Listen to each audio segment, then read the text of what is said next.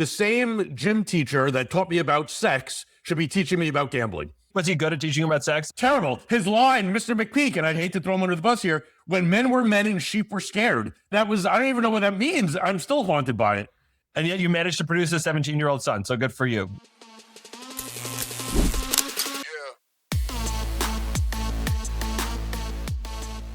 Welcome back to another edition of the Business of Betting podcast. I'm your host, senior analyst over at InGame, Jeff Edelstein. I am joined today by Jonathan Cohen, the policy lead for the American Institute for Boys and Men, also the author of Losing Big. Jonathan, thanks for joining us today.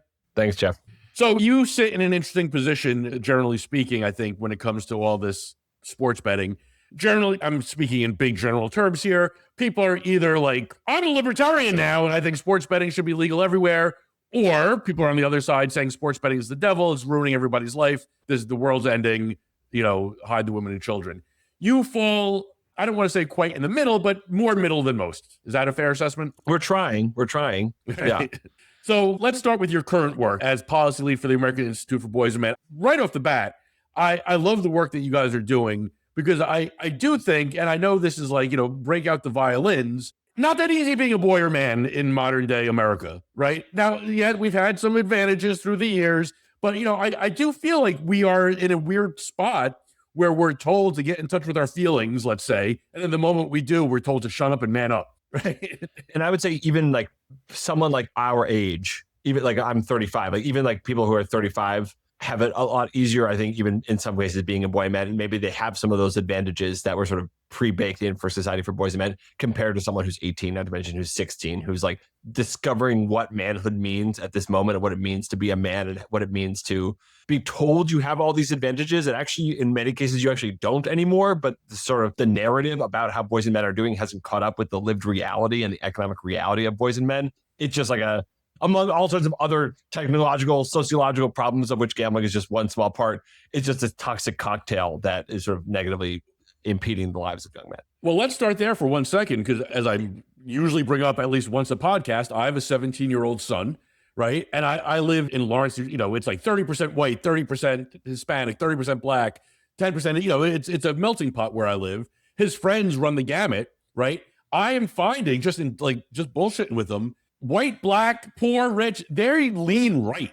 They lean right these days. And I try to put a finger on it. My theory is exactly what you just said. Like, where do we land here? How, if you're in their mindset, it's like almost easier to like lean right, basically, because that's at least, that's some solid footing there if you're a man. You really get into a big chicken egg problem where you talk about someone like Andrew Tate or Clavicular or one of these streamers whose viewers are disproportionately male, disproportionately young male. And it's like, okay, are these young men, or even Joe Rogan, are these young men right leaning because the streamers they gravitate to are sort of coded this way, or are they already coded this way and set up to be coded this way or to believe these things? And that's why they pursue the Andrew Tates of the world who are talking, no matter what your politics are, he's like toxic and an asshole and all sorts of things. But yeah, and again, I think a lot of it is, let's say for political liberals like myself, should be treated with more sympathy than it is. It's sort of treated as like all these young men, they're lost, they don't know what they're doing, they hate women, they hate gay people, whatever. And yeah, that's not gonna like get them back into liberal values, like lowercase l liberal or capital L liberal values of like cosmopolitanism and diversity and inclusion, not to putting aside what your views on like taxing people and the climate change. You know what I mean? Like just yelling at them and telling them that they shouldn't be watching Joe Rogan, that's not going to like get them to believe that diversity is good for American society, which is left to their own devices. The kind of things that they are led to believe is that diversity is bad and that immigrants are bad and so on. And that's super dangerous. And we're not going to scold them out of those beliefs. We have to sort of offer them a better affirmative vision of politics, of manhood, of masculinity in this moment. And so with that in mind, so like, why don't you just, for people that aren't familiar with the American Institute for Boys and Men, why don't you run us through a little bit, like what it is exactly you guys are attempting to accomplish? So it's a small think tank founded by Richard Reeves, who wrote, I think, like the book effectively on, boys and men. It's called Of Boys and Men. He's going to shoot me if I get the subtitle wrong. It's like why the modern male is struggling, why it matters, and what to do about it, or something like that. And he sort of put up this book. It got a lot of attention. It was on Obama's book list, I think, in a year or two after it came out. And he was not content with like, oh, okay, I read a cool book and now I'm the guy on this subject. It was, okay, I'm going to found an institute to actually address the problems that I've sort of prescribed or diagnosed in the book. And some of those things can be addressed through policy, right? In a way that a think tank does. And I don't just mean like boring things like Medicaid deduction for colonoscopy screenings. I mean, even like a big tentpole belief of Richard's, for example, and of the organization as a result, is that like boys should effectively be held back a year in kindergarten because their brains develop more slowly than girls. So we should sort of redshirt the boys is what he calls it. And we need to increase the supply of male teachers in American society, because I'm sure your son has a strong male role model in his home, but that's not true for everybody. And providing more male teachers provides more male role models who are not family members for more young men, and has this sort of cyclical effect where once you see more men as teachers, men are more likely to become teachers and therefore more likely to become male role models for other young men, and we sort of lifted all boats through that process. So it's advocating for policy. It's putting out research on things like that, on, you know, why you should redshirt your son, why Congress should pass a bill making it possible, or raising money to increase the pipeline of male teachers, things like that. Things that, frankly, like no other think tank or organization would bother to work on, partly because of the politics of the issue. Once you say boys and men, people just assume you're an Andrew Tate advocate. Well, I was gonna ask you just now. So I've said this before, also on other podcasts. I'm 54. I'm at the age where I have to think about it for a second. But like, I grew up thinking I was a liberal, okay, and I feel like in the last 10, 12 years, I've been like outflanked by like the far left liberals, right? Growing up, I believed in gay marriage and weed should be legal. That's basically that was good enough to be a liberal. Now it's not much. Do you guys find yourself like kind of like from the far, far left with eyebrows raised at you guys? Like, why are you bothering with this? When I quit my last job, which was at a nominally nonpartisan think tank, but of course everyone who works there is liberal and progressive. It was based in Cambridge, Massachusetts. And I say I was going to work on the American Institute for Boys and Men. It was a lot of like, okay, where's the American Institute for Women and Trans People? I was like, okay. And Richard is a master of this. I'm not as good as he is at doing this, but Richard is a master of this, of saying like, this is not a zero-sum game. I understand that when we say this is boys and men coded, it sounds like we're Andrew Tates of the world, and it sounds right-wing coded. And when I tell people at synagogue where I work, they still think that. But this is not zero sum. Improving mental health results, improving labor market results, improving higher education outcomes for boys and men does not necessarily mean we want to like reduce women's test scores. It just means we want to like raise men's test scores. And the fact that it is coded as right wing is actually part of the problem, is part of the need for the project in the first place, is because we're assumed to be cranks, or assumed to be like that we hate women just by virtue of wanting to help men. And that like could not be further from the truth. I'm not like a marketing specialist, but I'm just going to throw it out there. And if Richard's listening, maybe we change the name to the American Institute for Boys and Men, but we're really good, we swear. Yeah, right. Like, we're not assholes, and we're not, I promise. Yeah. I mean, I am personally, but like we as an organization are not. Yeah. Let's talk about sports betting for a minute here, since we are the Business of Betting podcast. So you, Jonathan Cohen, author of Losing Big, where do you land on the sports betting continuum between the end of the world is nigh and do whatever the hell you want? Yeah. And I'll speak for myself, but I think I really am sort of in many ways speaking for the organization too. And Richard and the organization has provided me with a lot of sort of freedom to set up what our policy is. My sense is basically sports gambling as it was rolled out, and the word in the subtitle of the book that I use is reckless, right? That it was sort of rolled out recklessly and caused or has caused unnecessary harm because of the sort of specific terms of the way it's rolled out, and that it should be legal. A legal regulated market is preferable to an illegal unregulated market that certainly in this day and age would explode were sports gambling to sort of by wave of someone's magic wand disappear overnight. But that there are insufficient guardrails, I think specifically for young people. And I think I've gotten a lot of content, and I heard your conversation with David Perdum about this, and I've talked to people in the industry who feel this way too. Like specifically for under 21s, I would say even under 25s, maybe under 30s, if you want to sort of be, really generous or about it, that there's just not enough guardrails and across the industry. And as you know, we try to be holistic and try to think about sports gambling, prediction markets, illegal gambling, and then even think about crypto, day trading, other sort of risky financial behaviors that either are legally coded as gambling or not, but look like that. So no, I don't think the end of the world is nigh. I think gambling should be legal and is fun, and I do it. And it's causing more damage than it has to because of the way it is currently set up. When you say it was reckless, what exactly are we going to say is the reckless? I mean, outside of the age, so like, all right, we raised the age to 25 or whatever. Do you think it was like online, that it was easy, microbets, or is it the whole stew? Or even stepping back, I think the speed of the rollout, the fact that Delaware obviously was retail at the time, but was up within 6 weeks of the Murphy decision, right? I think every single player, like the users, I mean, like every single like entity involved with sports gambling would have benefited from a slower, more careful rollout process. Like the fact that states didn't think about the pipeline of problem gambling therapists, for example, when they were just rushing to legalize. The fact that no one even like took the time to like do a bunch of offshore illegal enforcement. It was like, oh, let's just legalize it. We're going to capture all the offshore stuff right away. It's like, hey, maybe if you had like waited 6 weeks, we could have like kneecapped Bovada in some way. We could have sent a bunch of cease and desist letters, and we wouldn't have like gotten a bunch of 16-year-olds who don't care about what's legal and what isn't, and they just want a sports bet because they see Kevin Hart doing it in a commercial. That would have benefited the legal industry rather than what we have now by estimates from the American Gaming Association, or like an increase in the size of the illegal market. Or, I mean, they obviously prediction markets aside over the last few years. So the speed of the rollout, and then I think you alluded to a couple of examples too, some of the most pernicious, dangerous aspects, components of modern sports betting would have in a different environment where we were being thoughtful, we're being careful. Like, hey, are we sure we need to bet on the speed of the next pitch?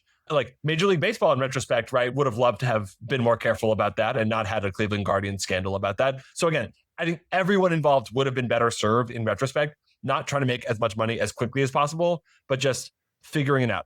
My last book, as you might know, is about the state lottery system. And it took us 40 years to get to 40 states with state lotteries. And it took us like 7 years to get to 40 states with sports gambling, as a reflection of like American government these days is not exactly known for moving quickly. And yet with sports gambling, we've somehow managed to do that. And I think we're sort of suffering from these consequences as a result. I mean, do you think, not that this was an option, but do you think we would have been better? I mean, it may be an option now with prediction markets. Do you think we would have been better off if this was just if it was one rule for 50 states? Yeah, maybe, but like, are we so confident that the federal government No. A can do anything, B can do anything smart, right? Like, I just have no confidence. But like, let's say the Chuck Schumer and Orrin Hatch bill that was proposed immediately after Murphy had set some baseline of about age, about advertising, and so on. Let's say something like that had passed. Yeah, I think that's sort of interesting. I understand why it was never going to go anywhere, because even though the Murphy decision explicitly says that Congress is allowed to regulate sports gambling on a national level if it wants to, but it was spooked from doing so. And the AGA made a big point of saying, Congress, get your federal hands off of our sports betting, even though the Supreme Court said otherwise, whatever. So yeah, maybe that's like an interesting counterfactual. The counterfactual I like actually is, what if PASPA hadn't passed? And what if Oregon had legalized these parlay cards in 1989 and sports gambling had sort of developed organically? What if New Jersey had gotten its shit together in 1992 and legalized it for Atlantic City, and we would have developed it organically in a retail format before the advent of smartphones? Would we be where Britain is now? I don't know. But like, that to me is a more interesting counterfactual versus like, we just uncork the champagne bottle in 2018 and then boom, like it all sort of starts flowing out at once. And we're dealing with microbets and prediction markets and offshore, like all at the same time. Yeah. I'm a big proponent of saying basically the following: everything's gambling now. And it is. And sports betting has kind of like blossomed in this era where you have, stock market, the GameStop stuff, right? Where you have baseball cards, which have gone from a thing that 7-year-olds collect to like a multi-billion-dollar business. A scalping and just like based industry. Yeah. It's all gambling. Where, again, like, my kids, when they were playing with Legos when they were 7 years old, we go to Target, they'd have the mystery bags, like everything has become a gamble. We don't call everything gambling, but like I don't see much difference between a Phillies and Mets parlay than I do buying a stock because somebody said so, or going to a baseball card show or doing whatever. And I think until we get our minds around that we have gamblified the entire fucking world, people like my children, I feel like there's going to be this, and I talked about this with Purdom, there's going to be a lost generation of people who don't know what they're doing with gambling that are just going to wade right into it and get really hurt by it. I would just add to that, high potency marijuana, pornography, like we're sort of experimenting with all sorts of things for young people who they're the first generation to grow up with these things sort of in their pocket or, being able to deliver it to their door. And it's like, all right, let's hope it goes well, because it might not. And we might have sort of a phrase I like is like a generation of beta testers. We are. I mean, it's very literal. I mean, I think that's exactly right. I mean, my experience with Pokemon cards, Magic cards is sort of the same thing. It's like when I bought them, it was because I wanted to like build a cool deck of cards that I could play against other kids at synagogue and beat them. And now it's like, no, you do it because you want to like get the holographic Charizard that you can sell on eBay for $1,500. And that's just a different experience. And not to mention Roblox, which is like literally the devil and has like slot machines and stuff like sort of built into this interface for 8-year-olds. I think sort of where we stand, right? Where I have a lot of skepticism for some of the more stronger prohibitionists when it comes to sports gambling, because I think it's sort of turning up when you focus narrowly on sports gambling and you say that FanDuel and DraftKings, they're the devil, right? I think you're sort of turning a blind eye toward all this gambling that's happening anyway, including among high schoolers who some of them are using their dad's FanDuel account, but many of them are just on these crypto casinos that are just absolute scum of the earth. And until you sort of broaden the aperture of what constitutes gambling and think more broadly about, okay, when we teach someone about gambling, we can't just like teach them how to put together a better parlay. We need to like teach about risk and dopamine delivery anywhere you can find it. I think you got to start there. But we're not doing it, right? That's the issue, right? I was repeating myself again, but like the same gym teacher that taught me about sex should be teaching me about gambling. Was he good at teaching you about sex? Terrible. His line, Mr. McPeak, and I'd hate to throw him under the bus here, when men were men and sheep were scared. I don't even know what that means. I'm still haunted by it. And yet you managed to produce a 17-year-old son. So good for you. Yeah. That's what they tell me. But seriously, so like, and again, for longtime listeners, this is a repeat. I've sat my son down, right? Said a couple beers isn't going to kill you. Don't drink a handle of vodka. A little bit of weed's not going to kill you. Don't make it a lifestyle. Don't do any pills. Don't do any powders. You'll be fine. Don't gamble. Like I'm not even giving him like, oh, here, he said to me the other day, he has friends that are on Kalshi and gambling. And he said, well, why don't you just like always pick the team that's going to win every time? Like a heavy favorite. I'm like, because eventually you're going to lose. Because you need to win 99 times and not have a one upset, right? And he's not a dummy, but there's no education component to any of this. It drives me up a wall. Basically, I would say unofficial organizational position, which is that these days, kids are going to find their way to gambling, like it or not. So it's not a matter of Nancy Reagan just saying no approach to gambling. It's how can you be taught to be not better at gambling, but to like better understand how gambling works and like what it does to you. And I think you touched on this in your conversation with my colleague, Isaac Rose Berman, who has gone to a bunch of high schools in New York, New Jersey, and basically said like, hey, like he doesn't say like just say no to gambling. He's like, hey, here's what it takes to actually make money gambling. Like I can't tell you how many people I've talked to, like young men who put a spreadsheet together, track their bets, and as a result thought they were like a professional gambler. Like literally they would just like make a spreadsheet to track it, and then that gave them this complete false confidence that they could over the long term make money because they were now tracking their bets versus just like using the app. And so kicking people out of that sense, and again, I don't think this is quite the company's fault, but it's not their fault that like people go to these platforms expecting to make money or thinking they can make money. Again, the companies have never, Kalshi has advertised this way, but the traditional legalized sports gambling companies have never advertised this way. But I don't think we should be surprised that people, sort of young men especially, come to these things thinking, expecting to make money and then run into trouble with that expectation. Again, the companies did not do anything to inculcate that explicitly, but like look around at the context and the neurological development of the people who are using your platform. And clearly you're hunting where the ducks are, so to speak, when it comes to sort of susceptible young men. Well, I mean, I could push a little back on that. Like, yeah. I mean, when you see a commercial for like a retail, like for Schwab or whatever, they're not showing some guy in a dirty sweatshirt in his garage mashing buttons. They're showing a clean white kitchen and, trade with Schwab. And, I mean, they're not saying you're going to get rich, but they're insinuating it. What are the numbers on like individual retail traders who are making money? And I'm actually working on a piece on this topic with Isaac specifically about Kalshi and Polymarket, which are just, I cannot imagine, like, how are they regulated or claiming to be regulated as investment commodities and yet advertising in a way that is not in any way befitting the advertising of investment commodities? I mean, just to take the Schwab example, it's very careful because the SEC, FTC, FINRA have all sorts of rules about, sorry to turn this into acronym city, but have all sorts of rules about how financial firms can advertise. And oftentimes, if you sort of look closely, it's like Schwab has all the tools you need to secure your retirement. They can't promise anything, just like the sports betting companies would never promise anything. But again, you're right. The implication is if you invest with Schwab, you're going to be able to afford a boat. They don't tell you can afford a boat, but the implication is by seeing like a guy in a suit on a boat, oh, that could be me on the boat if I were to invest money. But again, I think we're sort of talking about different ends of the age spectrum. And if you look at young men and their financial perspective, and the term we've thrown around is like financial nihilism, right? This belief that if you can't make it in life, you might as well gamble to try to get sort of what's yours and to get your slice of the American dream. Again, I don't think the companies are sort of doing this on purpose per se. I'd love to like inject truth serum into their marketing departments and find out, but I really don't think they are.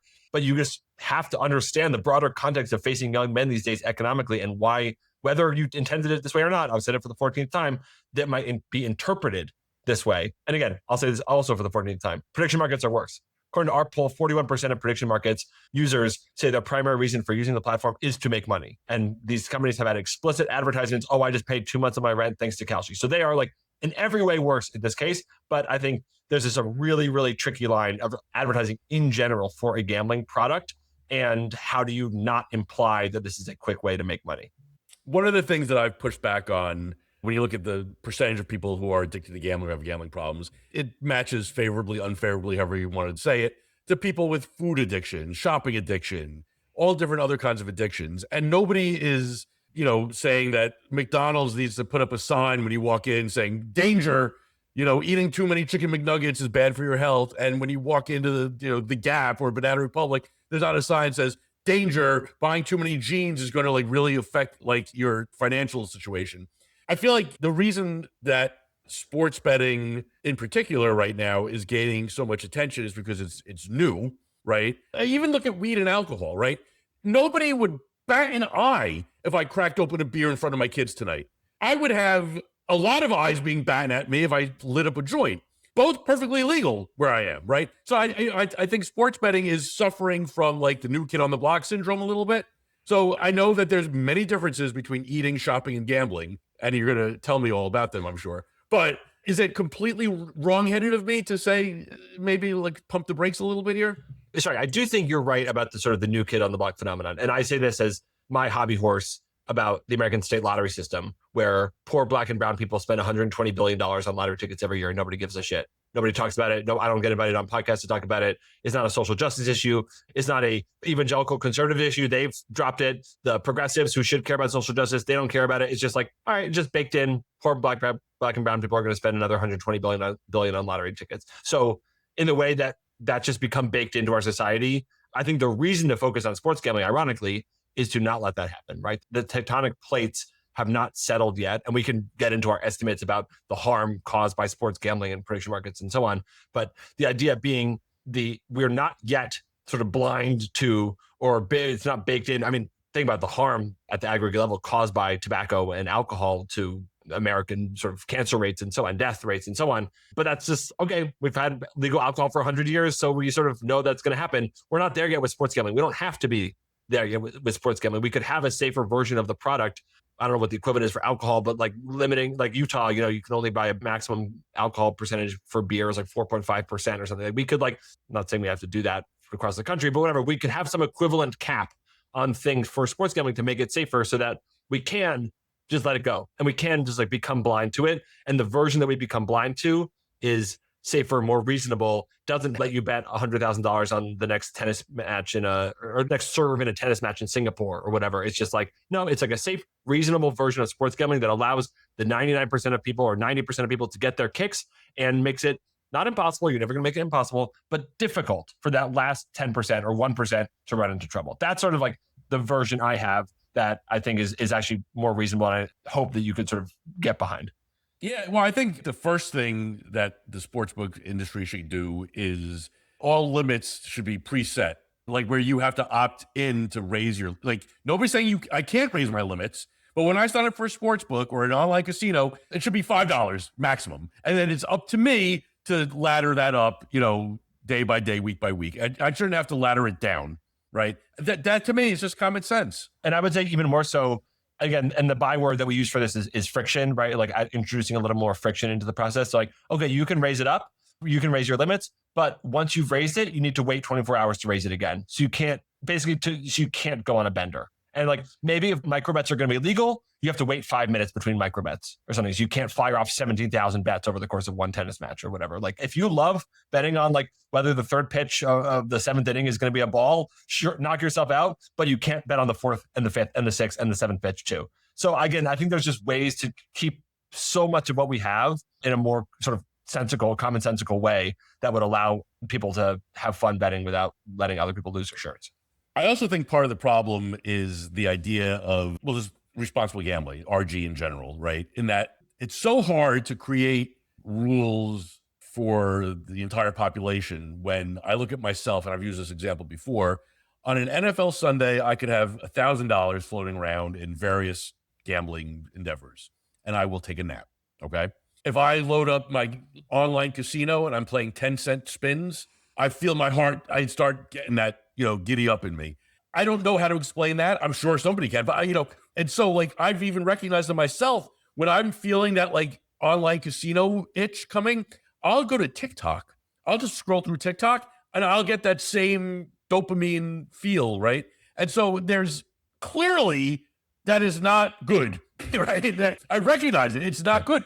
It feels like a bad system where like it's designed to like create, I'm talking about casinos specifically here, but the microbets also fall into the same category where it's designed to like, I don't even know if it's designed, where the end result is like more, right? And that, but you could talk about that when it comes to shopping and food and pornography and all the other things that we've discussed. So I feel like it's almost like there's got to be like there is no answer really, is I guess what I'm driving at. There's like a human desire when something feels good to keep doing it. Like, what do you do? That's why you're sitting here masturbating continuously on this project because it feels good. Yeah. I do think to take a really sort of broad heuristic, like a 30,000 foot sort of level, a broader framework that we're sort of developing and thinking about is a relationship between behavior and product. And obviously, behavior is facilitated by the product, right? You can only bet every 7 seconds because the product is offering you speed of the next pitch or rapid slot machine spins. But again, if we want to think about gambling holistically, we want to think about crypto, NFTs, SPACs, day trading, all sort of within this broader category with sports betting, with online casino, with prediction markets, and so on. What you want to fix, so to speak, is the behavior. I think there's something to be said for fixing the product itself, right? Like focusing on whether you should be able to bet on the next point in a check table tennis tournament, whatever.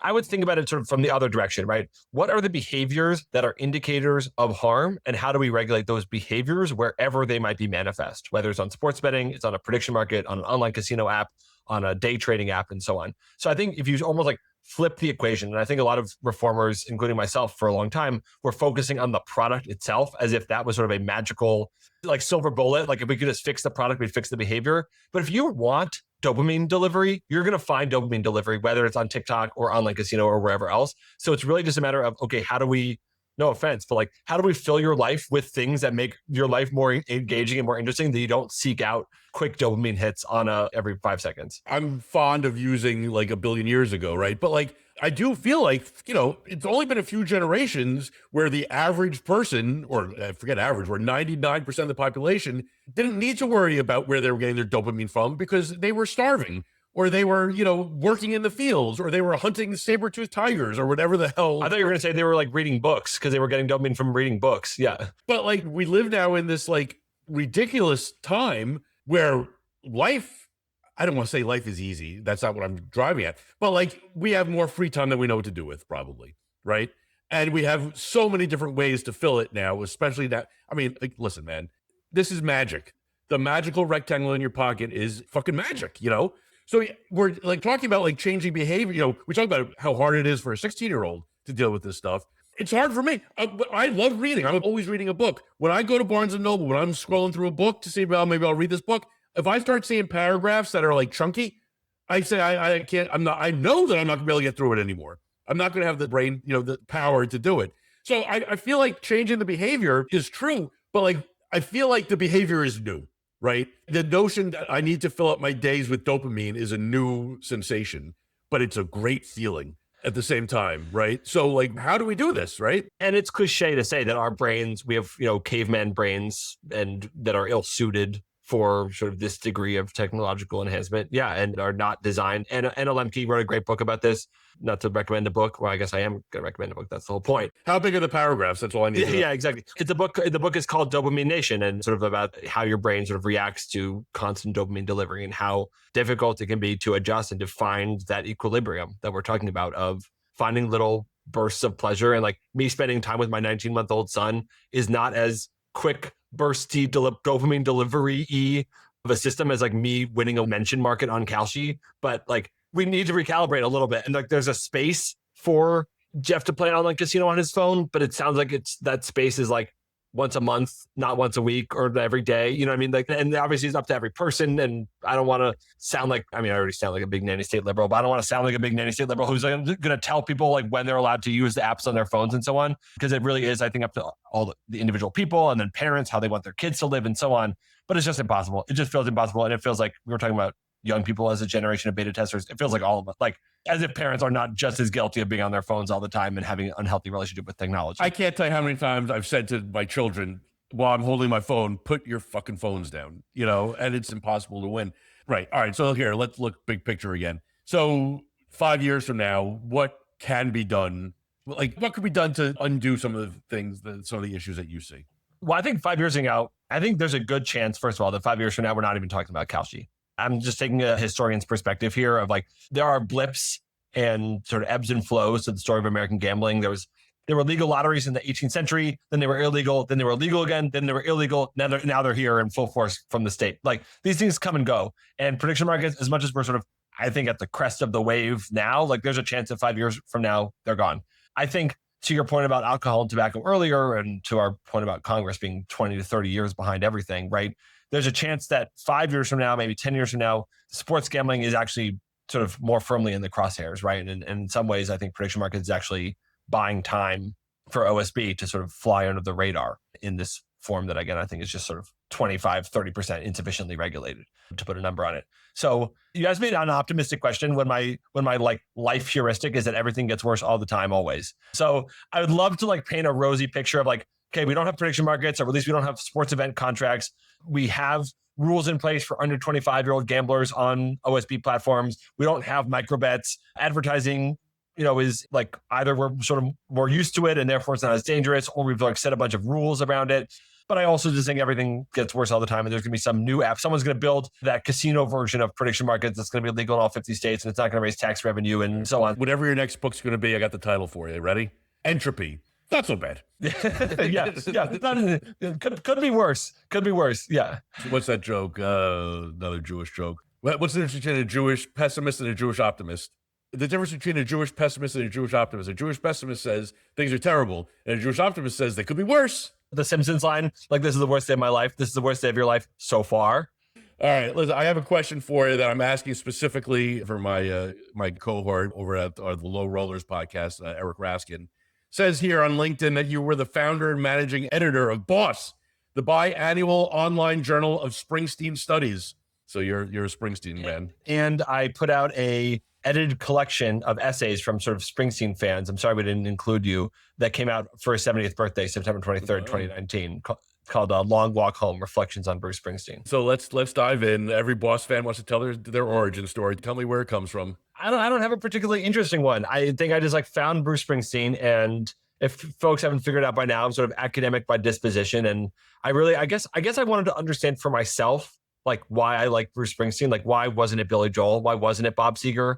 Why wasn't it Tom Petty? And the way an academic answers the question is not by writing a self-reflective essay, because constitutionally I'm incapable of self-reflection. So I just had a bunch of other people write essays to hope that I could answer these questions for themselves. And, found the Born to Run CD in my mom's CD collection. That's like really just how it started. And I don't know what the process was by which it snowballed. It's like, he's like one of the guys, and I really mean the guys, into like he became the guy. And I've sort of actually tapered off my fandom in recent years. That whole ticket dynamic pricing scandal from a couple of years ago really fucked me up and really sort of like led to a crisis of faith in my fandom, when he basically acknowledged he didn't care that his tickets were going to be like 100 times more expensive than they had been for the last 50 years. But like at this point, it's like in my bloodstream. I couldn't like cut it out if I wanted. So I'm curious, what did you discover about your fandom as you read through everyone else's work? This is going to sound reductive, and it's like, wow, thanks academics. You spent 18 months putting a book together, and this is what you discover. But really, it's like, it's so easy to try to paint with a broad brush and say, oh, Springsteen's like, he's popular because he speaks to like the American ethos of this time, or, oh, his like political vision of, sort of working class labor, like really aligns with like the moment of the 1990s or 1980s. And I'm like, you know what? My vision is like, it's up to every person, and every person finds a different thing in the song. And I can't tell you how many of the essays, for example, write about the song, The River, like the specific song, and have some different part or component of that song that for whatever reason spoke to them. They knew a guy who married his high school sweetheart because she got pregnant. They got laid off in the 1980-81 Reagan recession. They, or whatever the case may be. And so to try to be prescriptive, to try to say like, this is the reason Bruce Springsteen is popular or any artist is popular, I think is a fool's errand. And I think the whole point is people find in music what they want. I think some artists make it easier to find more things in their work. Like no offense to Meghan Trainor, but like, I'm not sure sort of what subtleties anyone's picking up from the work of All About That Bass. You know what I mean? But I think in a song like The River or Born in the USA, Born in the USA especially, anyone can read into that song what they want to and get out of that song what they want to. And that's what gives an artist staying power and popularity and the ability to maintain sort of a cult of fandom of lots of people who seem like they have a lot in common, but are actually sort of all living individualized, atomized versions of the same thing. Born in the USA is the most famous example, right? Because it's basically a giant fuck you to people who usually use it as their.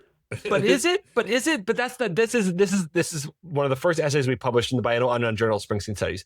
Bruce Springsteen, as I'm sure everyone who's still listening to this, all 7 of you know, on the tracks, on his sort of one of the albums, the compilations of unreleased songs, he includes the acoustic version of Born in the USA, which he recorded as part of the Nebraska sessions. So it's like the pared down version where the music matches the lyrics. It's like, it's a little slower, it's sadder, it's clearly like, it's a more synergistic of lyrics are sad, music is sad. Okay, fine.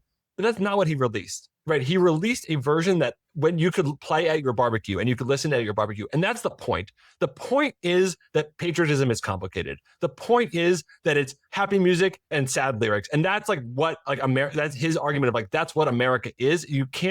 I could have released a version with happy lyrics and happy music. I could have released a version with sad music and sad lyrics, but the point is it's both. And only by accepting both can we really like accept America and like be born in the USA. And that's like the argument. And so I just said that you can read whatever you want into the song, but I'm telling you what I read into the song, and what I read into it is right. But that's the whole point. And but that contrast that allows people to play it at a barbecue or to play it at like your Vietnam vets rally to like sue for Agent Orange funding from the government that you hate. You know what I mean? Like either one of those works. All right. I'm going to offer you a $250,000 salary to continue your work with American Boys and Men and doing all the work that you're doing on that end, or give it all up and just become a Springsteenologist for the next 30 years. I think it's too late. I think I already did that one. Like I'm doing that one for free anyway. So I might as well take Richard's money, you know? I think we did it, man. Jonathan Cohen, thank you so much for joining us today. Let me ask you this. You are the author of Losing Big. Do you see another book on the subject coming down, or do you think for now it's exhausted? I was very relieved. I can't remember her name, but there's some journalist who just announced she's writing a book about prediction markets. And I was like, oh, thank God. That's why I don't have to, because that was sort of the obvious successor: lottery, sports gambling, prediction markets. And, I had an idea to write something about pornography, which I mentioned earlier, which again seems to be like the new frontier of like the challenges facing boys and men, especially, but even just like sort of like sports gambling was 2 years ago when I wrote this book, which was cutting edge at the time. No one was really not no one, obviously folks at Endgame were, but like it was not in the public conversation in the way that it is now. And it's unfathomable to me to like, it's crazy to me like to watch the number of views a video will get on Pornhub and like how every Oscar nominee pales in comparison in the number of people who see it. And yet you're never going to like get a New York Times critical review of like the latest Brazzers production. You know what I mean? But clearly, if we're like being honest about what people are doing with their time and the culture that they're consuming, that's what it's about. And how we're not even having a conversation because no one wants to admit they watch porn. So now maybe I'm talking myself into writing a book about it. I don't know if like books do anything anymore in American society other than show that you like spend a bunch of time in your house. Well, you're right. The book may not, but the book tour certainly has potential, right? Where you land on the shows that people are watching stuff. This is why we're working on it. We just started working on it at the American Institute for Boys and Men. Because again, we sort of feel like someone has to be doing this. There's like a sort of disparate research field of people who exist within all these other studies, but no one wants to fund a bunch of research on pornography for all sorts of obvious reasons. So we kind of feel like, all right, fuck it. Like we'll do it. Like this is obviously could be negatively affecting boys and men. Like we got to do it. Yeah. Well, listen, for the 5 people who are left out of the Springsteen conversation now where they were into porn. Yeah. It's so fucking crazy that when I was a kid, like if I wanted to get my hands on porn, it was effort. There was planning involved. There was like, you got to go to the next town. I'm painting myself with a terrible brush here, but like I used to get excited for the Macy's circular on Sundays. I'm like, all right, here we go. They're 14 years old and this is what I got. But yeah, but now it's probably too easy. Especially for people for whom pornography is a genuine sort of tool of like social discovery they use it with their partner. It's a lot like the gambling conversation, right? How do you let the 99% of people who are going to use it safely do so and then make it impossible for someone to get like addicted to porn music videos at 17, which is let's not talk about what porn music videos are, but like, how do you sort of not let it become that dopamine delivery thing and let it just be something that augments something that you're going to do anyway? At the risk of like just being like of throwing my hands up in the air, is the answer just do the best you can and hope for the best at this point? Because like I know that that's a horrible answer, but like I don't have the answer. You guys are working towards one, but it seems like that kind of like booze or whatever. Like everyone knows that drinking's bad for you, so everyone who drinks tries to keep it under control. There's going to be a subsection of people that can't. But what do? Like how much more can we do about alcohol after 100 years? How much more can we do about alcohol to get outside of banning it completely and turning into a black market thing again to convince people to drink responsibly?